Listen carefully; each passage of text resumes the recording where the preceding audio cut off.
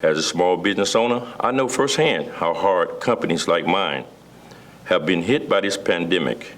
I hear from small business owners every day and barbershops that are struggling.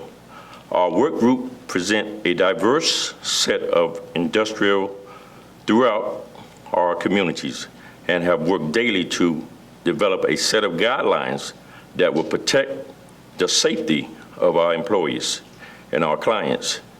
As Tim just mentioned, those who have approved by the task force, this work is not done. We know that Mayor Demings is working to fight for businesses to help them thrive these hard times. The task force also appears our group recommendations for the mayor to advocate on allowing certain small businesses like barbershops and hair salons to open in phase 1 if they follow all the approved safe guidelines.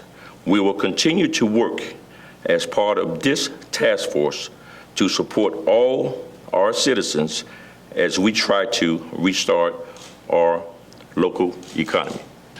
I think that the barbershops and hair salons are very, very regulated already. And in terms of the hygiene requirements that were already in place by the Department of Business and Professional Regulation, they have inspectors that unannounced go into such places to ensure that the hygiene, the cleanliness measures that they have in place work. I believe that through making appointments, they can certainly schedule individuals and they can control the social distancing. The barbershops, hair salons, et cetera, I have seen some suggested things that they understand within their industry they would do from the wearing of masks to by the stylist, let's say, the barber, to the customers being spread out, having hand sanitizer available for them.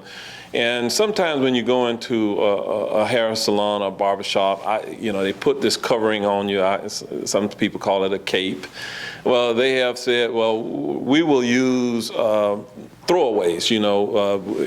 Each customer, as they leave, they will get a new one. They won't just kind of put the same cloth that they've used on another, et cetera. So what they have done is within their industry, in order to get some commerce moving back through, and quite frankly, I told you it's been 50 days since we enacted Open Our EOC here.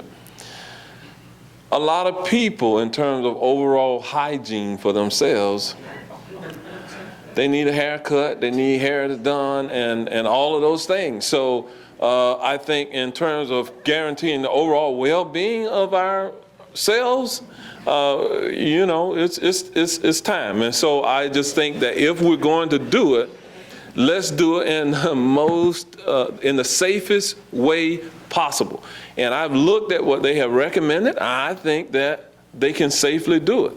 Now, and those in most cases, that's going to be 10 or fewer people in these places. It's not going to be a large crowd, and that's what we are trying to avoid, is these places where large crowds are going to go, and we create inadvertently, an epicenter for an outbreak to occur. And that's why Pastor Zach said here that as a clergyman himself, he has recommended that places of worship not reopen to any significant extent, that they continue to keep their numbers at 10 or less.